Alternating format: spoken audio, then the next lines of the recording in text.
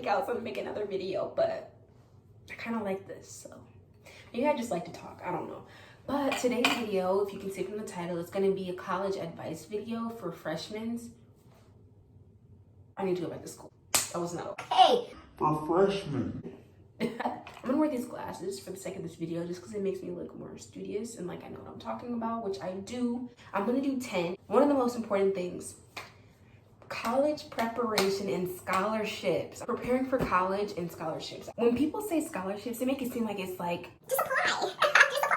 No, it's a process. You have to find the right ones. You have to apply. Some require an essay, some don't require an essay. It's not like it's just like, oh, you just apply and then you get it. That's the notion that I had, that you could just apply and just get it.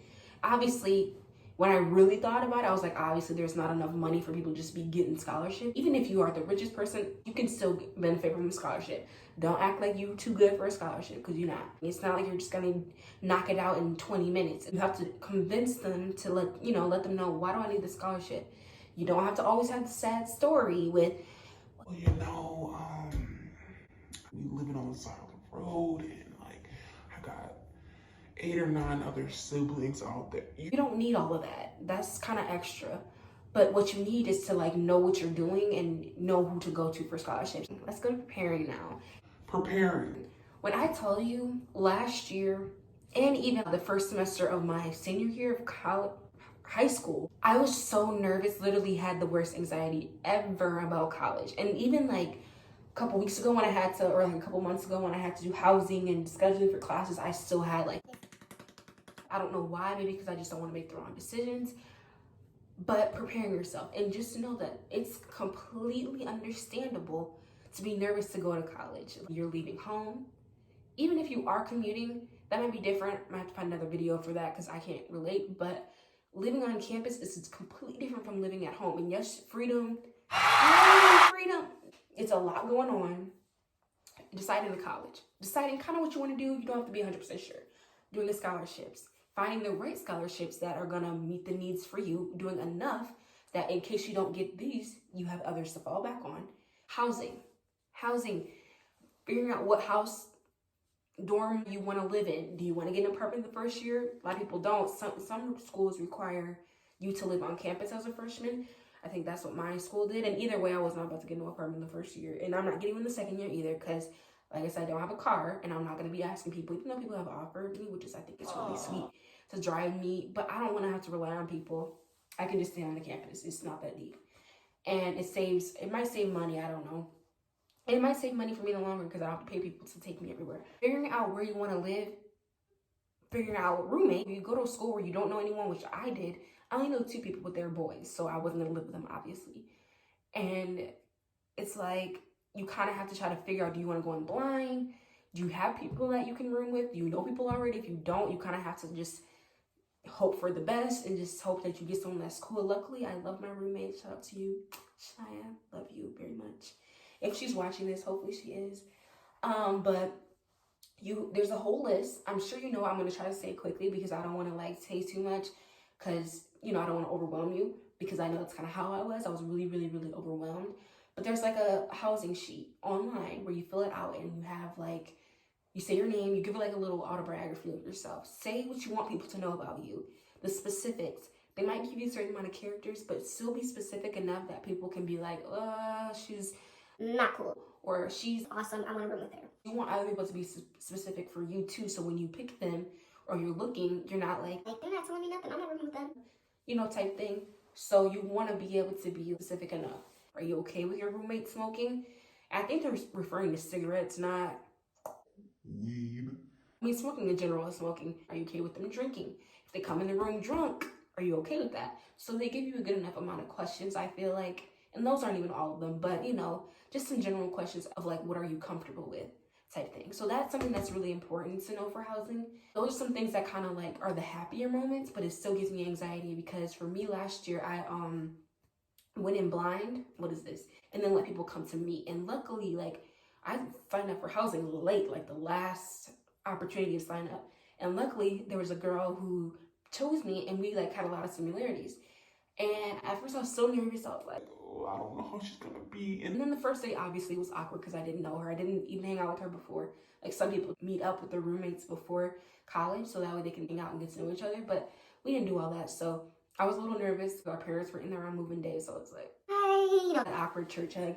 So it's like, you know, it wasn't really like smooth, but we turned out to be really, really good friends. Not everyone's gonna get lucky, and there's ways that you can get out of those situations. You're gonna have to like work that out with your school, but there's ways to do it so they won't have you trapped. So that's number one. That was really long, but I had to say it. And there's more things that I can say if people want me to say more. I don't know. 2 is grades and studying. 2 and 3 kind of go hand in hand. So 2 is grades / studying, and 3 is classes and asking for help and taking classes that feel good for you. So I'm gonna do 2 and 3 kind of together. Grades, they matter, period. And any grade that you're in, I don't know who told y'all this, especially in high school. They said freshman year, like, of high school, grades don't really matter. Who lied? Grades always matter. Like, just like Black Lives Matter, grades matter, okay? Studying matters. You gotta study, but you also have to do ways that benefit you. If you can work in your room, in your dorm room, with music, do that. It's good to go outside of the room sometimes, because sometimes you get too comfortable. And I did that sometimes where I would get too comfortable and like, you know, lay down and start falling asleep. But like, I was fine in the end. Like, it was fine for me. And I still procrastinate. If you're okay with procrastination, it's fine. But you have to know that college is not high school. It's not middle school. You know, you gotta know that. College and high school and middle school are different. So if you can procrastinate in high school and you barely made it, don't do it in college. And yes, the schedule is a little bit more flexible because you decide exactly what you want to do. And that goes with taking classes that feel good for you. If you go to school with your friends and you're like, well, I want to have classes with you. No. You are on a different path. You might room together, but you don't have to do everything together. You need to find your own, I don't know if it's called niche. If I'm saying it wrong, that's embarrassing. But find your own way. You don't have to do everything your friend's doing. Taking classes that feel good to you. Don't just be taking classes just to take them because it costs money. Like, it's not like it's just cheap. Ask for help. I never ask for help whenever doing anything. Like, I have to wait till someone asks me if I need help type thing. And that's not good because in life, you're going to need help. You can't do everything on your own. So you have to be able to be. Wow. That was embarrassing. But I'm going to leave it in there.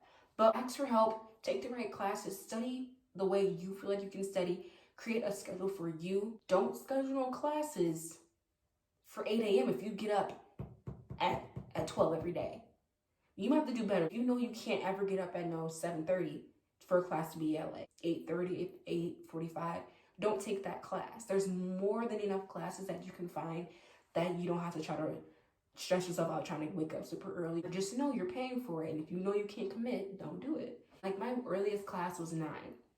That was fine for me. But also I was struggling a little bit, but I didn't regret it at the same time because I just could get my day started and be over by no later than 3. So, because I don't want to take night classes. Yeah, do classes that work for you, period. Number 4 is peer pressure and fitting in. Parents think peer pressure is like, here, drink this, or, you know, we're gonna kill you or something. No, it's, here, drink this. And then you say, no, I'm okay. And then I'm like, okay. And then you feel like you're missing out. That's what peer pressure is nowadays. So, no, it's different. But if you want to do something and it's safe and it's not hurting anybody else, do it. Obviously, if you're not of age, I can't really recommend you doing something. But if you feel 100% safe in an environment that you're in, try it. If it's not going to hurt you in the end, or if you're not going to become addicted to anything, or you're not going to be alcoholic or a pothead, just do it. I wouldn't recommend doing no drugs or anything, or whatever. I'm not gonna get too deep, but you know the limits. Know people. If you feel like you're questioning anything at all, whether that's going to a party, you feel like it's not a safe environment, if you feel like there's too many people going, if you feel like there's a kickback, because there would be a lot of them, kickbacks, and you feel like you're not safe, you feel like you're just kind of awkward or scared, or you just don't feel comfortable, or someone that's there that you don't feel comfortable around and you don't feel comfortable telling people that you're going with, just don't go. It's not that deep. Don't go. Period. There's nothing else anyone to say about it. If they are saying something about it, they're not your real friends. You really don't know people's true intentions because some girls can be a little bit snaky, but if it came down to it, just hang out with a group of girls. Because some girls be like trying to be fast and hanging out with the boys, but boys can be a little bit, like they can be disgusting and they can, try to convince you to do things that you don't want to do. And that's, if you want to hang out with a guy, do you, but know him enough to be able to like know his temper. If he's gonna like cuss you out as soon as you do something, he's not the one, boo. Like you can't just like hang out with him and expect everything to be fine and dandy. Like he has a temper problem. You can hang out with him in public, that's fine. I never went to a guy's room because like, except for one that was like you were kind of hanging out, but it wasn't like anything super deep or anything. We just hung out, and the other guy friends were just like strictly friends, and there was other people there. So either way, we were friends, but like there was more people. But there's only one time that it was just me and this guy. But other than that, he was a really really cool guy, so that I felt safe. But we gotta watch out, girls. We can't be out here just hanging out with anybody. We gotta be safe. We can't be just giving into anything. And that's another thing, like consent. They're gonna explain consent to you as if you never heard of it before, but you have to pay attention. They're gonna explain it to you the first week of school, and you should know this already, but if you don't, they're gonna give you a refresher because it's so important. There's so many girls that I know that did whatever a guy told them to do, and they ended up really sad and stuff after. And I felt for them because not even that like I can relate, but just the fact that like I could be empathetic about it, because it's like it's a kind of a hard situation sometimes when someone's trying to like get you to do something and you're like, no, like you're trying to be nice about it, but then you eventually kind of have to have some bass in your voice. And for me, someone that doesn't like to be like firm at all, it's kind of hard. It's kind of hard sometimes, but you got to do it. Got to. And you got to keep one of these, your keys. Keep everything on your keys on the lanyard. One of these, I've never had to use it. God, thank you, because I don't want to have to use this. But keep one of these. I don't know how much they are because I got it as a gift from my grad party. But one of these pepper sprays. You can also have other like defense mechanisms, but this is what I have. You always need to make sure you're like aware of your surroundings, know who you're hanging out with at your best ability. Obviously, you can't know everybody perfectly in a couple of weeks, months, whatever, but just know people. Anyways, number 7, I'm gonna put these back on. Going home. Go home if you can go home. If you feel like you are just too overwhelmed, go home. It's not anything that anyone can say to you or should say to you to make you not want to feel like you can go home. If you feel like you need a break from all these people that you don't know, go home and appreciate that time at home.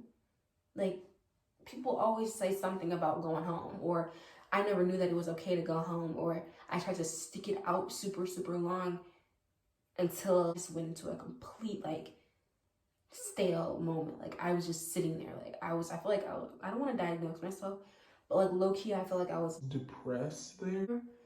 Just being with all those people I don't know, people that you have to always try to be perfect around or feel like you have to be perfect around them.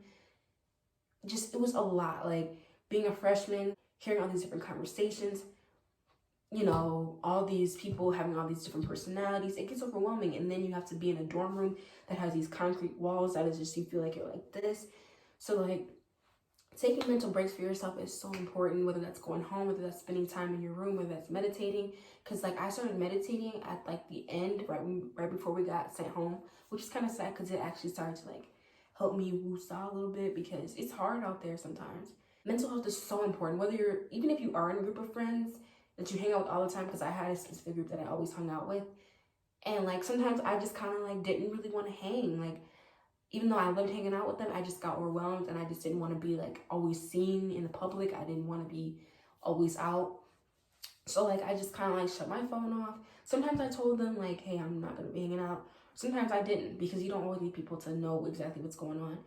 I didn't want to make a big deal out of it. I needed some time for myself, and that's just it. And you can sometimes even tell your teachers if you're having, like, a mental day that you cannot get out of bed, you're just going through it. They might understand, some might not. Sometimes you can get work done ahead of time. So if you feel like this weekend, I'm going to just take some time for me, you got to get that work done and then have a break, because you can't be breaking in college sometimes. You just kind of have to keep it moving. Number 9, friendships.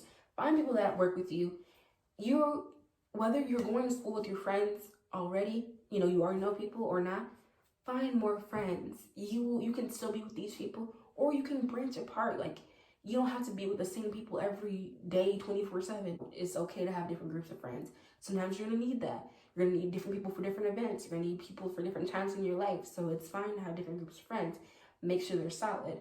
You don't need to be friends with everybody in the school and be like, hey friend, hey girl, hey boy, hey best friend. no, like, This my brother. first of all, you met him 2 days ago. That's not your brother. Like, don't be so quick to call people your friends either. Number 10, I was saving for the end because I'm gonna get back to take these glasses off. I kind of like them up here. It's kind of cute. What am I doing? But number 10 was boys. Boys. Favorite topic ever. Just kidding. But boys, they're gonna try to, like, some of them are gonna try to play you and be like, man, You're so cute. obviously I'm gonna be a little bit like, be cute, blah, blah. Like, I'm gonna be really like all over them in my head, obviously, because you don't want to be a fan. Never that.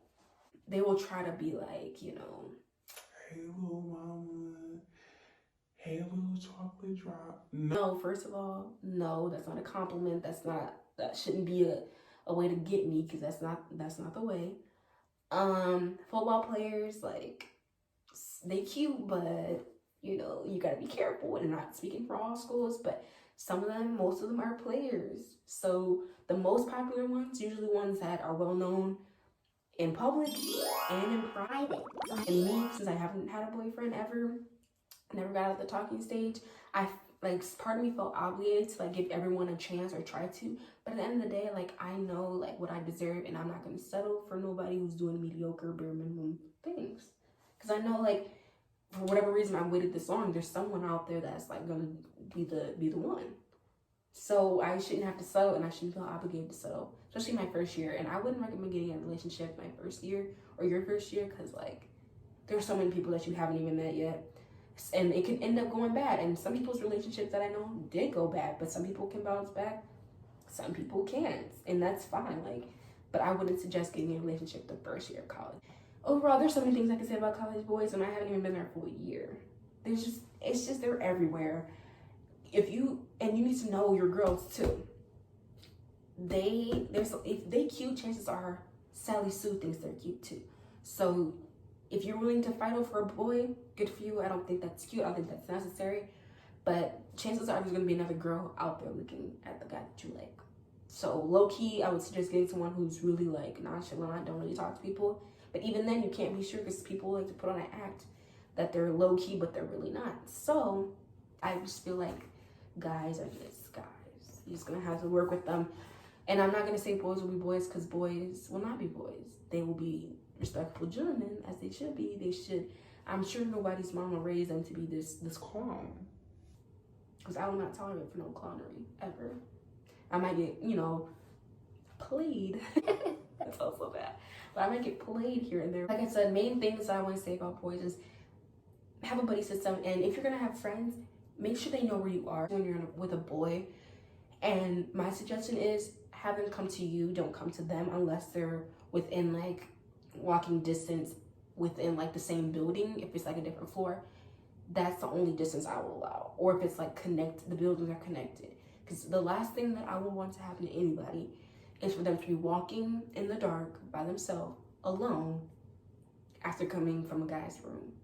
After being like, played, or like they just were used, and now they have to be alone and have to feel vulnerable by themselves. Probably one of the worst feelings a girl can go through, which has never happened to me, because I know that I'm not okay with walking in the dark. I'm not going to no guy's room, because you never know what's going to be in there. Like, I can just speak on me, but if you have like guys in the past where you kind of like just, I don't mind, just going to their house at 10 p.m. and then leaving at 3. If that's how you are and you're okay with that, do you, but it won't be me. Because if you're texting me at 10, I know what you want, okay? Okay. Even if but if it's like in public and it's like a group activity, that's fine. But if we're just gonna be alone in your room, sir, Sorry, babe. Like, we're not about to do that. And like, if you're okay with that, do it. But just be safe about it. And yeah, but I feel like I said enough. And if people have questions or concerns or comments, thought I was gonna drop a little smoother, but it didn't. Then just comment it below. But I think that's it for me. Anything you gotta say?